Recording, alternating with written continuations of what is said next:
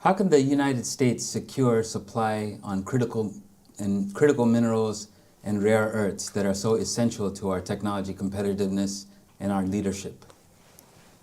What tools do we have at the ready to break our dependence on competitors like China? Today we're going to delve deep with President and Chair of the U.S. EXIM Bank, Reta Jo Lewis. Welcome, Chair Lewis. I'm delighted to have you here. I'm Navin Girishankar at the Economic Security and Technology Department, and really interested in this conversation today.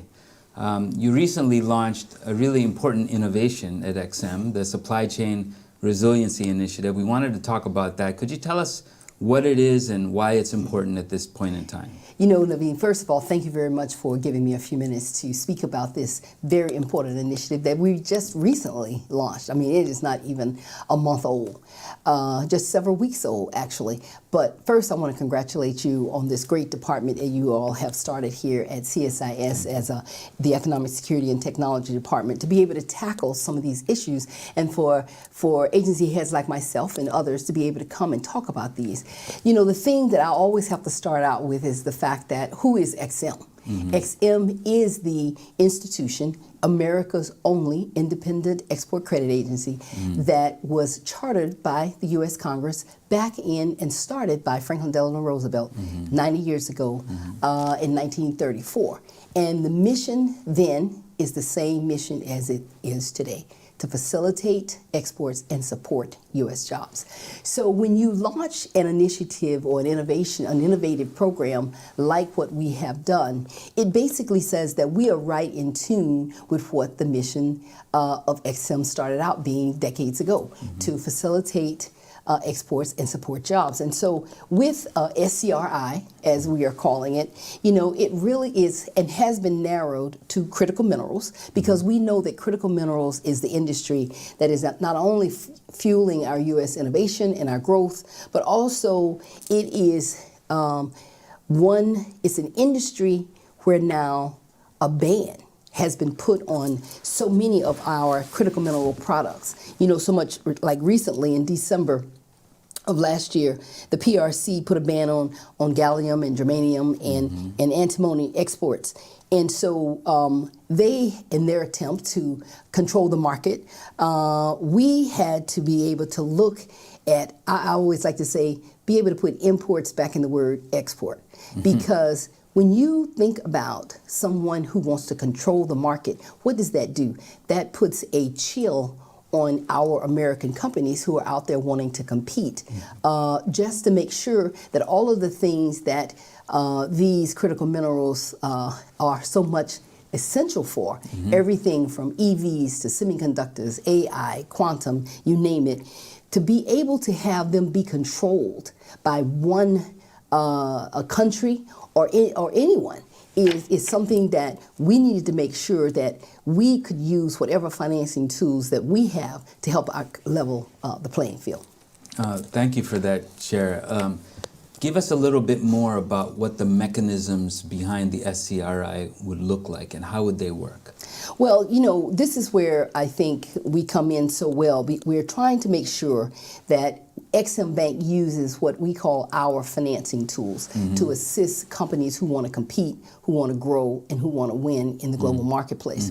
And so with the tools that we have, which are ones that we have had for decades, whether we're using our financing tools around direct loans, working capital guarantees, or export credit insurance, we wanted to make sure that we would have enough of the types of flexibilities that we would have financing structures to be able to offer to American companies when they're out there competing. Because, you know, at the end of the day, we want our companies to be able to decrease the reliance. We want our country to be able to decrease the reliance on the PRC, because this is going to help us to, I think, fill what we would call a critical financing cap.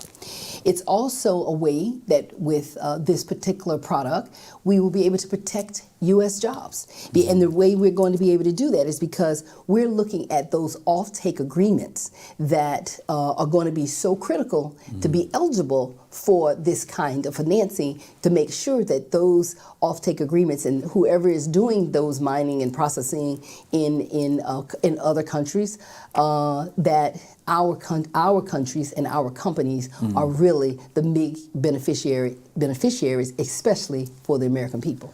Now, if I understand it correctly, so in a way, let me step back here. You're taking tools that EXIM has used in the past, applying them to these new goals, these new priorities that we're facing, given the nature of the global technology competition. You mentioned, the challenges with export bans from the PRC on critical minerals and rare earths.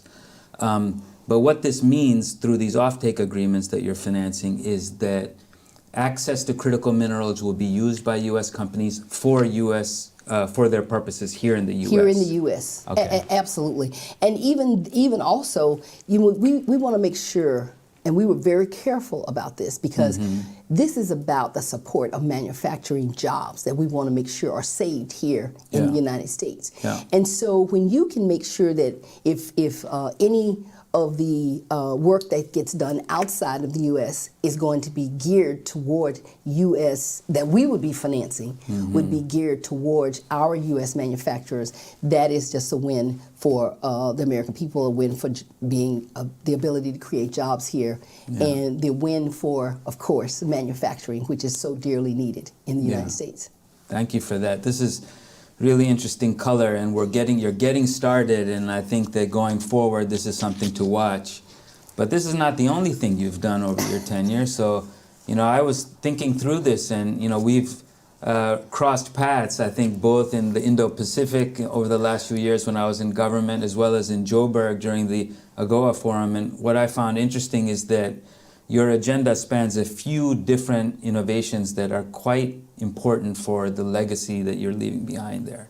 One is the China Transformational and Transformational Exports Program, and the other one was the Making More in America initiative. And I think that I'd love if you could just connect the dots for us and explain why these are important. These are 3 arrows in the quiver of EXIM, really quite important and fit for purpose relative to where we are today in the global tech race. I think you said it so purposefully that whether it's north, south, or east or west, we have to have the ability to be an aggressive agency that is constantly trying to modernize how we support U.S. exporters and foreign buyers who want to purchase goods and services to be exported.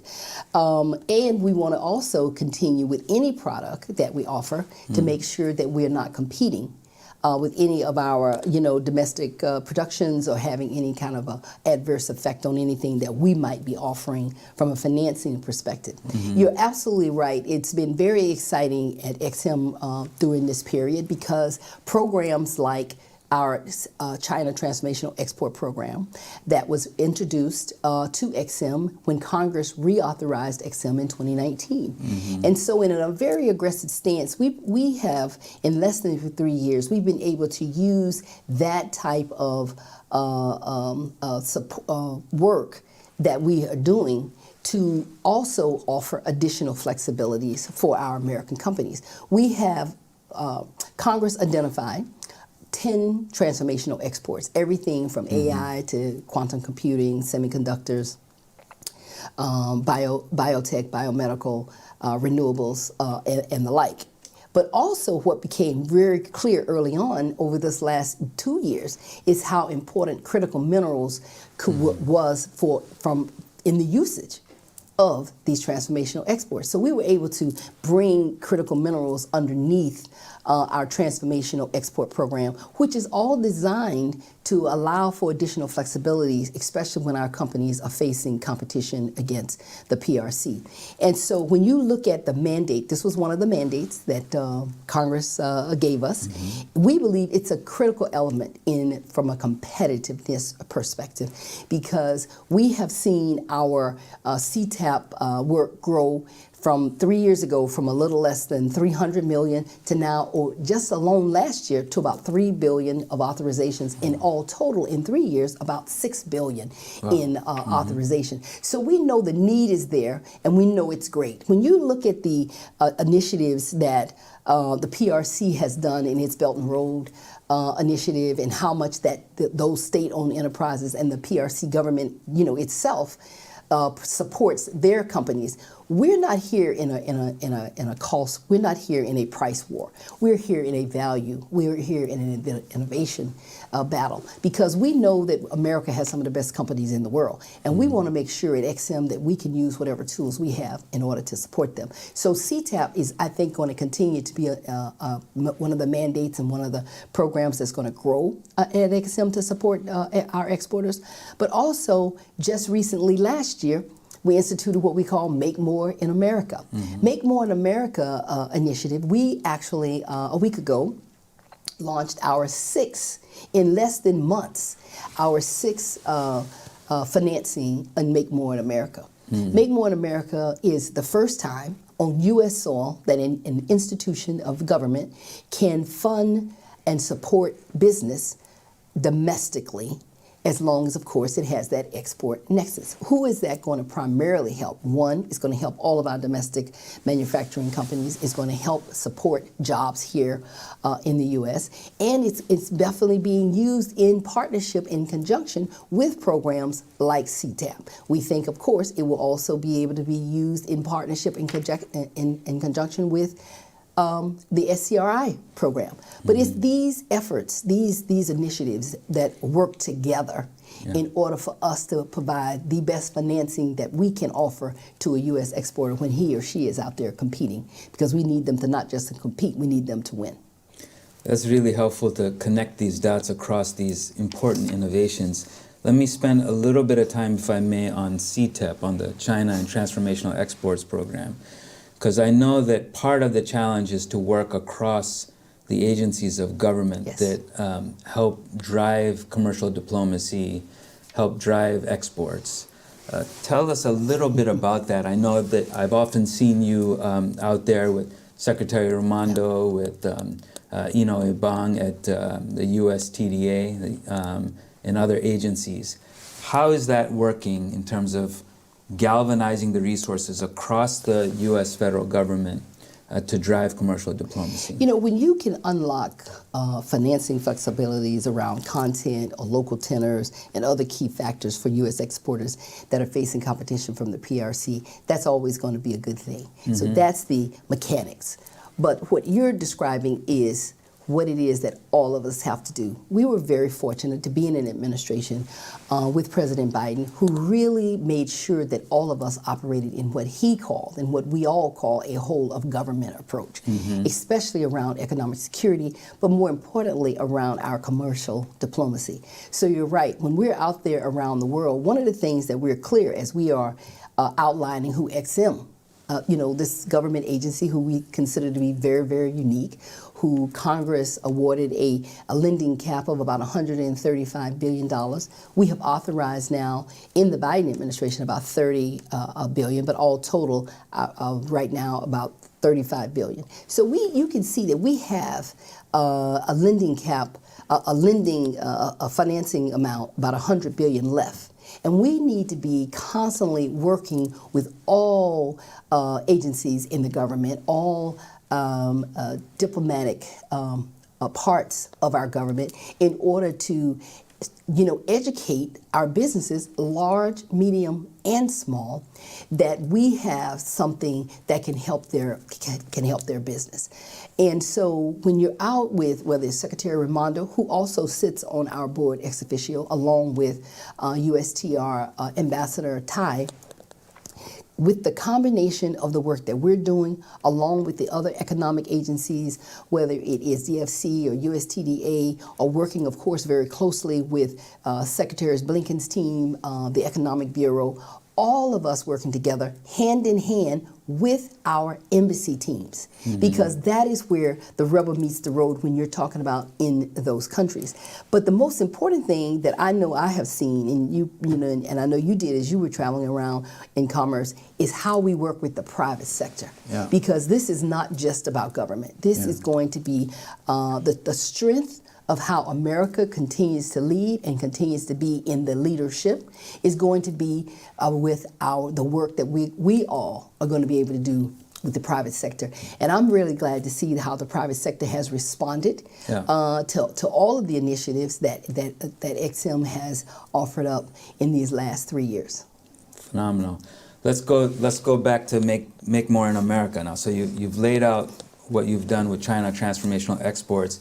It gives us a focus around these critical and emerging technologies to drive export competitiveness.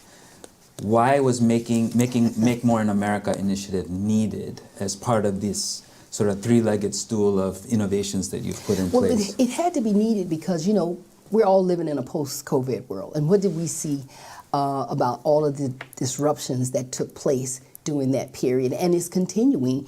And we wanted to make sure when the president made the clarion call to say to all the government agencies, what mechanisms or what tools do you have or what can you create that is going to support to make sure that right here in the United States our supply chain can be stronger, can be more secure. And so as we looked at our financing flexibilities that we wanted to offer, we saw a tool like, you know, Make More in America would be able to help to revitalize, you know, whether it's American manufacturing, but also improve the resilience of our supply chain. And so when I have seen the 6 deals, which is, like I said, this is a new effort because we are the only agency that, you know, when the private sector is not there, when the private sector does not want to invest in those risky markets, of what they would consider risky markets or emerging technologies, we have the ability to stand in that gap. That's who we are as an EXIM. We're never to displace the private sector.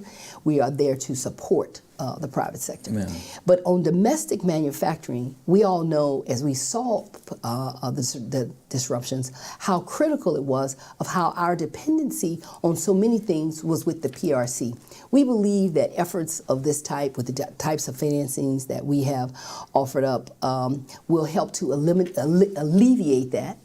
And we want to be able to do our part for domestic manufacturers because we need to create those jobs right here in the United States. And we need to ensure that we work with our partners and our friends and allies around the world to ensure that when they want to come in and support manufacturing in the United States, there's still another government agency or another avenue that they can also look at to help support them, because what are those foreign buyers doing if they come into manufacturing in the U.S.? They're creating jobs. Understood. Could you give our listeners an example of, say, one of the deals under MMIA that are illustrative of what you're talking about? You know what? A lot of people think that EXIM is just about large deals, but you know, I always like to say and emphasize large, medium, and small. And so, just last week, we've authorized for a Tennessee company actually, Amaro Advanced Materials and Manufacturing. It was a direct loan for $23.5 million. To finance the purchase and installations of industrial metal processing equipment to further expand in their Tennessee locations.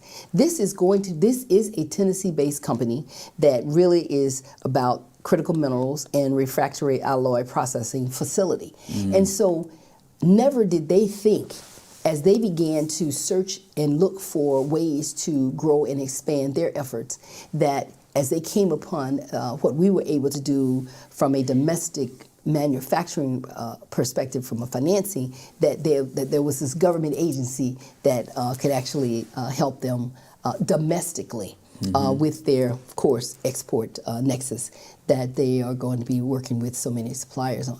So that's just one example that was just recently done. That was number 6. We've done a research and development project with a company $4.7 million. That was our very first one. That was Aquatech. We did a major one, one of our larger ones with Beta Technologies out of Vermont, who is support of electric vehicles. We believe it's going to transform, that market.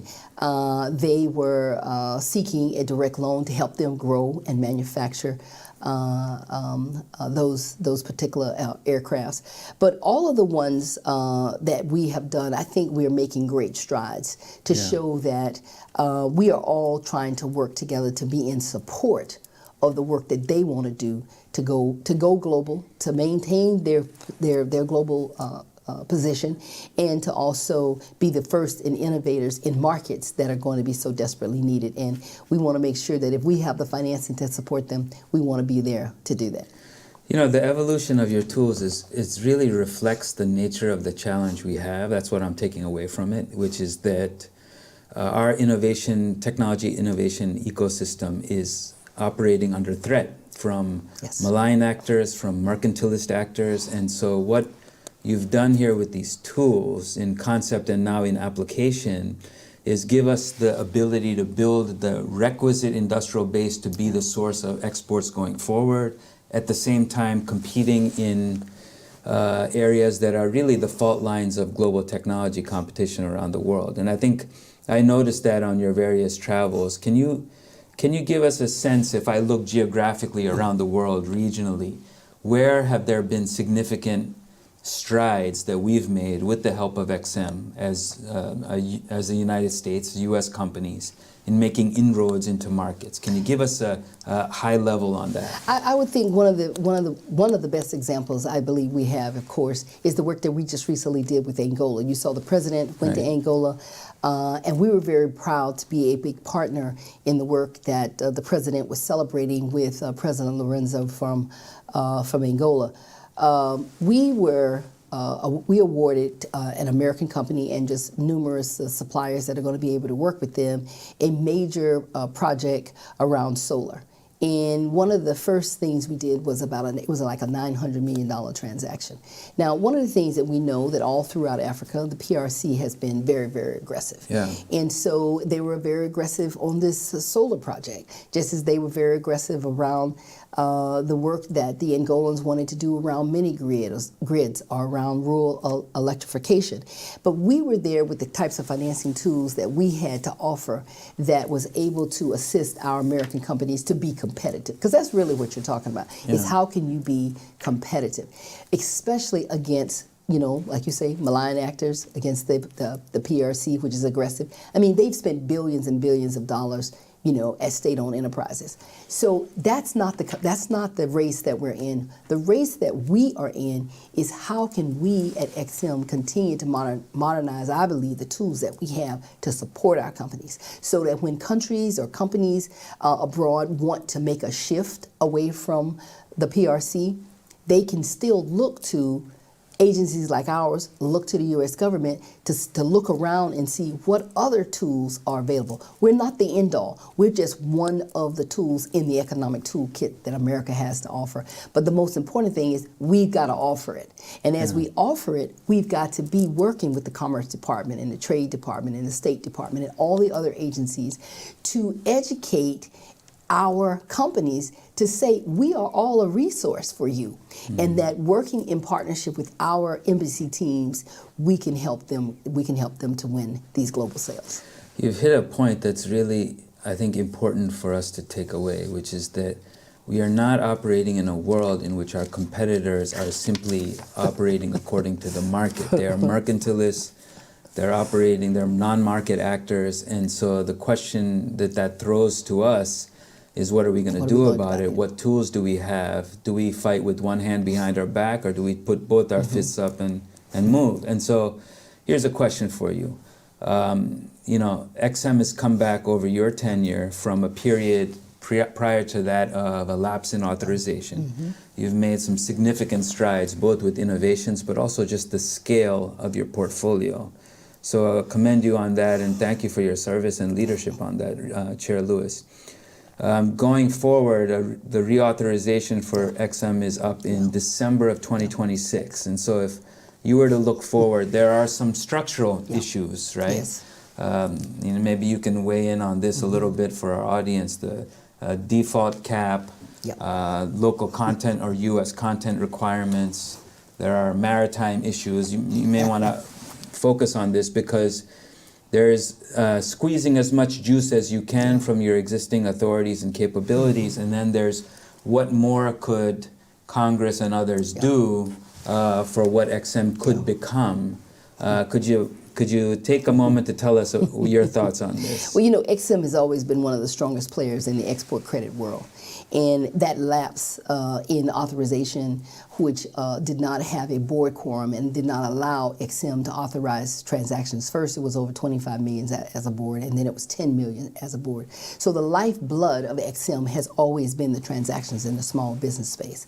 What most people don't really understand is that 85% of our transactions, at least last year, and for many years, were from in small business. And when I say small business, not just small business for small business sakes, you're talking about making sure that we have efforts focused on women entrepreneurs, focused on in rural communities, focused on Native Americans, focused on LGBTQ, you name it. We wanted to ensure that our different potential audiences know about EXIM. But also, as we are continuing, and I think into the future, being aggressive as an export credit agency, we do have some things that Congress can continue to assist EXIM on to ensure that we have the right types of flexibilities that we can offer our exporters. But as a government agency, we can't lobby. Right. But one of the things I think that it has been very clear at is that having us be exempt from our default rate, or at least raising that default rate cap, where right now EXIM is probably one of the few export credit agencies around the world that has a default rate. So if it goes over 2%, it's called what we call pencils down. And so we have definitely been pushing forward as we have worked with Congress, and as Congress has worked with us around the increase in our default rate. Congress has also, and many members have put forth efforts to have programs like CTAP be exempt from the default rate, to have the work that we're doing around nuclear financing to also be exempt from the default rate, because those are some very, very large deals, and one of those deals could always put you over the top if something were to go wrong with that. But we are very serious about the fact that from a staffing perspective, we want to make sure that we have the continuation of strong staffing so that our pay structure is right in line with what takes place throughout other government agencies like EXIM Bank. So there's been a number of conversations that Congress has had with us about understanding about how do we continue to make sure that we keep a strong workforce, and the way you do that, of course, always comes down to what that pay structure looks like. So those are some of the things that we have been talking with them about, and they've been, of course, talking with us. We're very excited that when I testified recently before the House of Representatives, that we had a number of members, not only from that testimony, but also from other members that have worked with us that are interested in also EXIM having a early reauthorization. Like you said, it goes through 2026. We believe if we can get an early reauthorization in 2025, if that were to happen in a new administration, that is a continued signal to the market that the U.S. government, that the U.S. Congress, that the U.S. wants to keep its export credit agency strong, because people like what? Certainty. They like stability, and they want to make sure that if they do business with us, we're going to be around to continue to do, I would say, the small, medium, and large deals that they're going after when they're out there trying to win these global sales. And so I think that there is so much, there's a lot of excitement, I think, around the work that EXIM is doing. We have traveled with our teams all over the world to continue to say not only are we back in business, but we are delivering results. And those results are improved. I always say you got to go to the data. Go to the data will tell you. 3 years ago, we only had done about $11 million in renewables. 3 years later, we're over $3 billion and counting and growing. And I think we're on tap now to even do more. So we've got to look at whether we're in the renewable energy efficiency energy space, whether we're in the some of the traditional spaces of aviation and transportation that has also been the lifeblood of EXIM. We are there to help and to assist our American business. And one of the things that Congress has made it very clear for us, and that's one of the reasons why I think programs like Make More in America works, that Supply Chain Resilience Initiative is going to be so critical, and also the work around that we're going to be doing with CTAP. It's all about what happens in the local communities and who understands what's going on in the local communities better than our local officials and our local leadership, who is there to do one thing: strengthen their own local economies, make sure that their people have jobs, and make sure that their businesses grow. And if EXIM can be there to do that, to be a partner with them, that's what we want to do. I see them doing each and every day. Well, Chair Lewis eloquently stated a reminder that staying ahead of the global tech race is everybody's business. And so with that, I thank you. This is Navin Girishankar. You can get more content, research, podcasts on CSIS.org. Particularly on economic security and technology issues. Thank you very much.